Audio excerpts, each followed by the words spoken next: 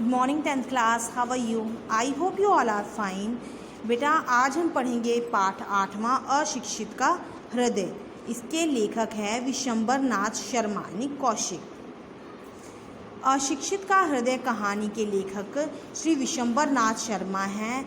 इस कहानी में लेखक ने एक अशिक्षित होता है बेटा अनपढ़ ग्रामीण के हृदय में निहित सच्चे प्रेम की झलक प्रस्तुत की है।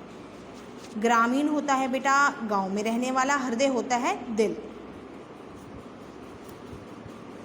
मनोहर सिंह नाम का एक ग्रामीण व्यक्ति था। उसने अपना यौवन काल फौज में व्यतीत किया था। बेटा यौवन काल होता है जवानी, व्यतीत मतलब बिताना। उसने अपनी सारी जवानी जो है वो फौज में बिताई थी। अब वह अकेला रहता था।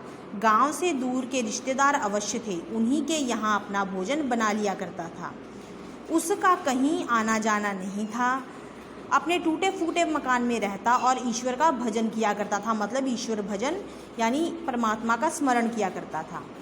एक वर्ष पूर्व उसके मन में खेती करने की इच्छा पैदा हुई थी, अतः उसने ठाकुर शिवपाल सिंह से कुछ भूमि लगान पर लेकर खेती कराई भी थी, पर वर्षा ना होने के कारण कुछ पैदावार ही नहीं हुई।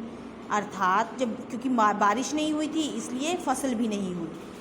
ठाकुर शिवपाल सिंह को लगान ना दिया जा सका, मतलब वो ठाकुर शिवपाल सिंह को पैसे नहीं दे पाया। उसे जो सरकार से पेंशन मिलती थी, फौजी था, रिटायर था, इसलिए बेटा उसको पेंशन मिलती थी, वह उस पर ही घर खर्च हो जाती थी, मतलब घर में खर्च हो जाती थी, अतः कुछ बचता ही नहीं था। ठाकुर शिवपाल सिंह ऋण की रकम वापस लेने में कुछ कठोर हो जाया करते थे, मतलब गुस्से से अपने पैसे वापस मांगते थे। अंत में जब ठाकुर को लगान नहीं मिला तो उन्होंने मनोहर सिंह का नीम का पेड़ गिरवी रख लिया था। मनोहर सिंह की झोपड़ी के द्वार पर लगा यह पेड़ बहुत पुराना था। सबसे बड़ी बात यह थी कि मनोहर सिंह के पिताजी ने अपने हाथों से इसे लगाया था। एक दिन ठाकुर शिवपाल सिंह अपना ऋण वापस लेने के लिए मनोहर सिंह के द्वार पर आ पहुंचा। मनोहर सिंह ने बड़े ही विनम्र भाव से कहा कि अभी उसके पास रुपए नहीं हैं। फिर रुपए को कोई खतरा भी नहीं था, क्योंकि उसका नीम का पेड़ ठाकुर शिवपाल सिंह के पास गिरवी था। ठाकुर शिवपाल सिंह ने कहा कि 1.5 साल का ब्याज मिलाकर कुल 25 रुपये बनते हैं, तुम्हारे रुपए अदा कर दो, अन्यथा इसके बदले नीम का पेड़ कटवा लिया जाएगा। मनोहर सिंह घबराकर बोला कि पेड़ को कटवाया ना जाए, ना होने पर वह ठाकुर शिवपाल सिंह का हो जाएगा। मतलब उसके कहने का अर्थ था कि पेड़ को लगा रहने दो, बेशक इस पर अधिकार ठाकुर का हो, लेकिन इसे मतलब काटो मत, इसे लगा रहने दो।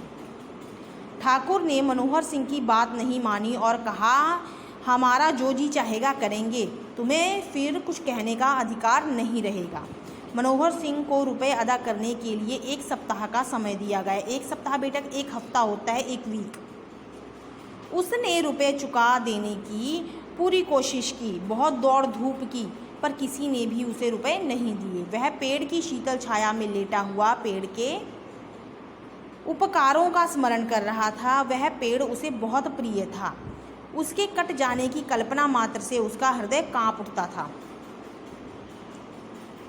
उठकर बैठ गया और वृक्ष की ओर मुंह करके बोला, यदि संसार में किसी ने मेरा साथ दिया है तो सिर्फ तूने। यदि संसार में किसी ने निस्वार्थ भाव से, मतलब बिना स्वार्थ के उसकी सेवा की है तो तूने। पिता कहा करते थे, बेटा मनोहर, यह मेरे हाथ की निशानी है, इससे जब तक तुझे और तेरे बाल बच्चों को सुख पहुँचेगा तब तब मेरी याद आएगी।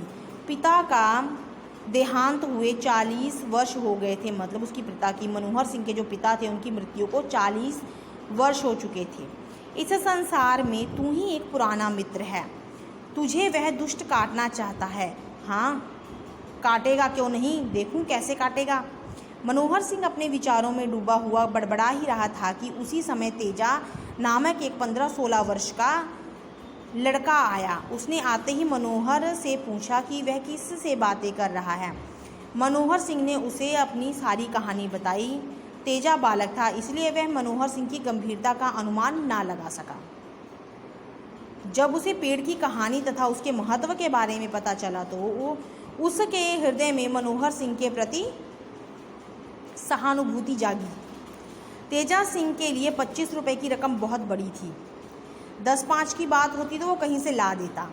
मनोहर सिंह तेजा सिंह की सहानुभूति पाकर बहुत प्रभावित हुआ। उसने उसे आशीर्वाद दिया। 1 सप्ताह बीत गया। मनोहर सिंह रुपये अदा नहीं कर सका। 8वें दिन दोपहर के समय शिवपाल सिंह ने मनोहर सिंह को बुलवाया। मनोहर सिंह तलवार बगल में दबाए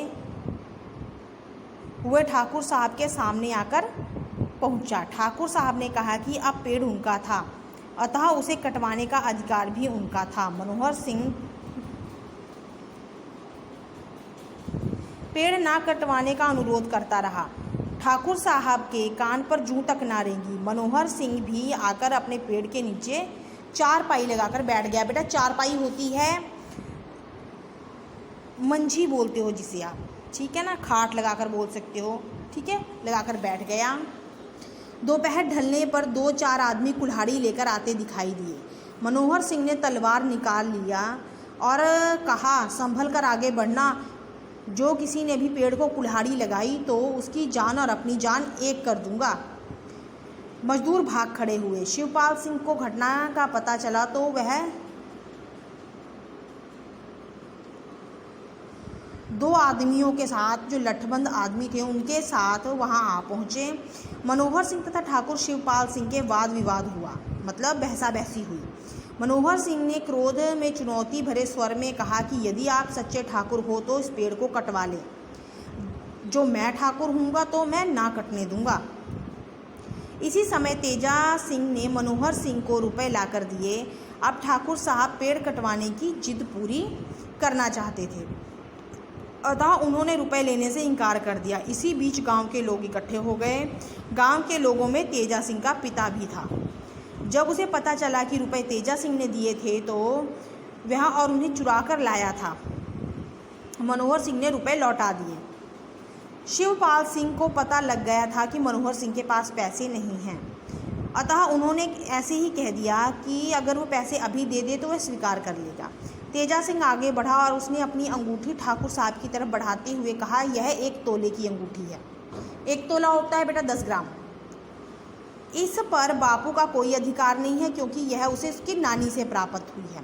तेजा सिंह की इस भावना को देखकर उसके पिता ने 25 रुपये ठाकुर साहब को दे दिए। अब जो नीम का पेड़ था वो वापस मनोहर सिंह का हो गया।